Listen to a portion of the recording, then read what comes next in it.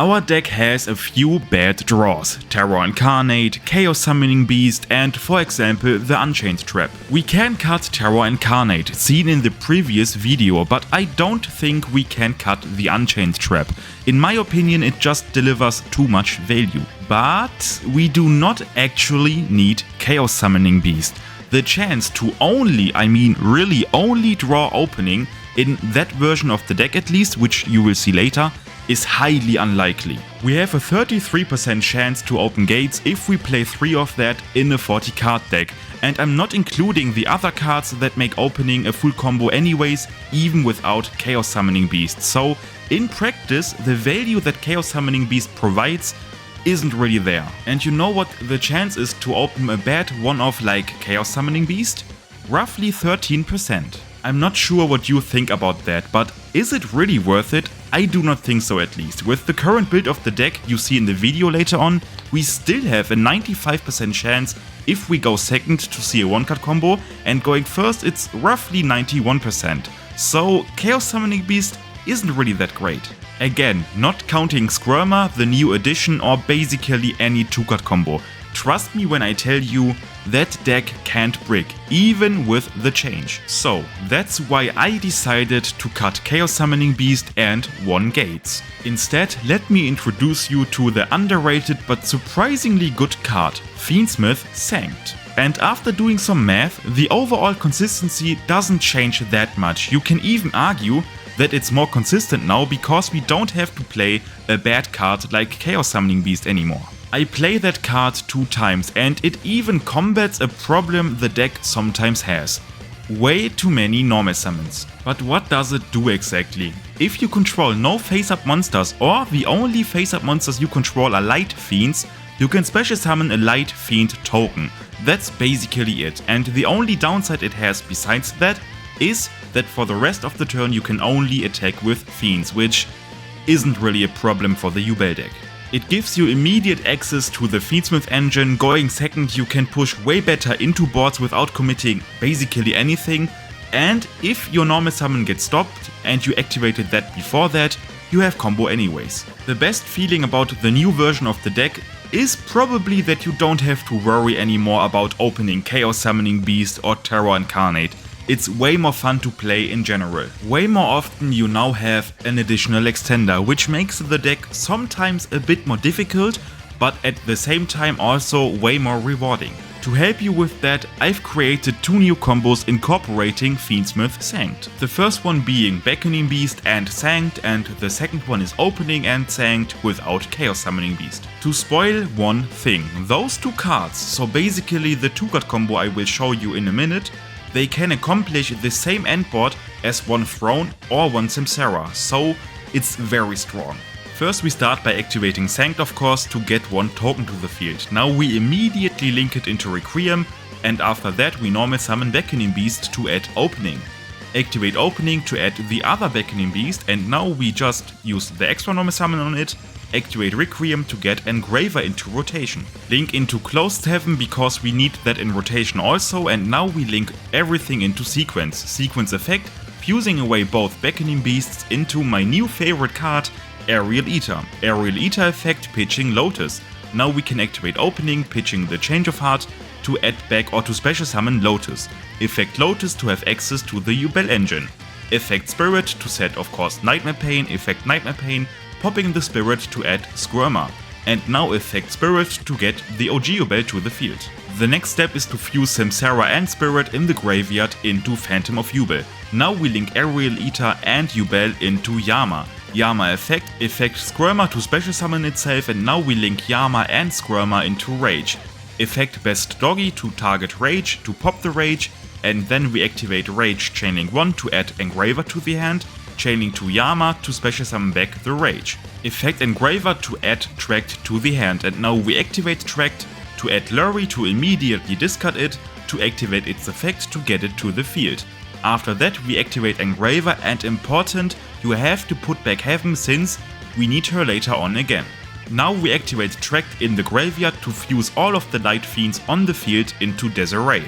After that you can put Sequence onto Desiree, and you can activate Squirmer to get the Yubel to the field. The reason why we need Closed Heaven again is to get rid of the Fiend Locked. We link away Shavara and Yubel into Closed Heaven to activate Shavara's effect to set Chamber, of course. And now we basically can go into Appaloosa. Without Closed Heaven in the extra deck again, we couldn't have done that. The funniest thing about the whole combo is that we never used Requiem's equip effect, so you can do that in the end to equip it to the Desiree, giving it basically 3 negates and a higher attack stat.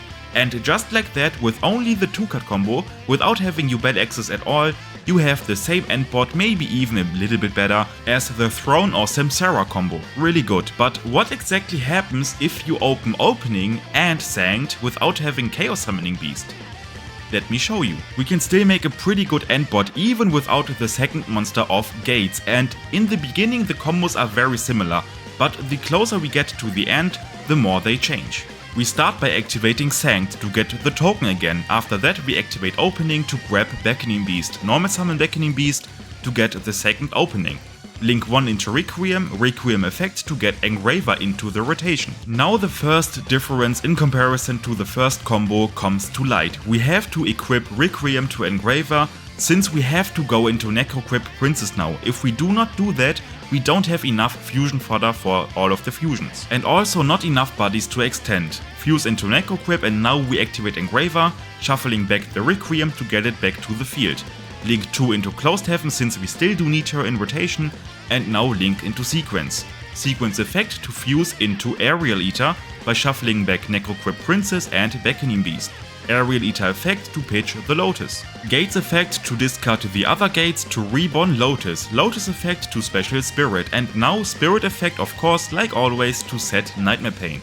The funny thing is that that combo is a little bit more lighter on the resources, since we now can add back the gates with Gates effect, and after that we activate Pain to get Spirit off the field to add Squirmer, effect Spirit to get the OG Yubel to the field. Now we fuse into Phantom by shuffling back Spirit and Lotus, effect Squirmer special summoning itself, and now we link both Yubel and Squirmer into Yama to add Best Doggy, and now we activate Squirmer banishing itself to special back the OG Yubel to the field.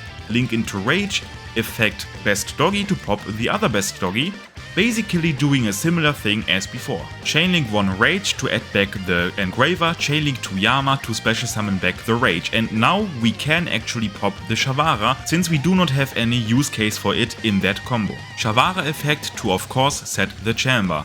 Engraver effect to add Tract to sacrifice Lurie again, add Lurie, discard Lurie, effect Lurie to special summon itself back to the field. And now we activate Tract, but not to go into Desiree, we go into Lacrima. Lacrima effect to special summon back the Sequence. Now we can overlay both level 6s, being Aerial Eater and Lacrima, into Caesar. And now we can just link into Appaloosa. That's it. A very strong endboard, even without the ability to grab Chaos Summoning Beast with Opening. Sanct is a very good combo extender, starter, or even a tool going second to force your opponent to activate his stuff, since if your opponent doesn't do anything against Sanct, you basically get the Fiendsmith engine in rotation for free. Without committing anything, you just activated Sanct. You still have your normal summon, you have everything. After a lot of playtesting, I'm telling you, I've never missed Chaos Summoning Beast once. I even appreciated the fact that I don't have to be afraid anymore to open them. Sanct is just very good. As promised, my no Terror Incarnate, no Chaos Summoning Beast updated Yubel deck profile. It hasn't really changed that much. I mean, of course I've cut down the cards in the deck to 40, I'm not playing Terror Incarnate, I'm not playing Chaos Summoning Beast, I play 2 Sanct, only 2 openings now, and I've adapted the non-engine, the board breaker a little bit, since now I'm including 3 Cosmic Cyclones. I think Cosmic Cyclone is really good. Of course, going first it's great, going second you can either snipe a back row, or if your opponent uses Desiree, you can chain Cosmic Cyclone on the equipped monster so Desiree loses its negates. It's a great card in general. A lot of utility, and it betters the matchup against back row stun-like decks. Besides all of that, it's just a way cleaner Yubel deck than usual because we are not including a lot of bad draws. Very fun, very consistent, very strong. Test it out. See ya.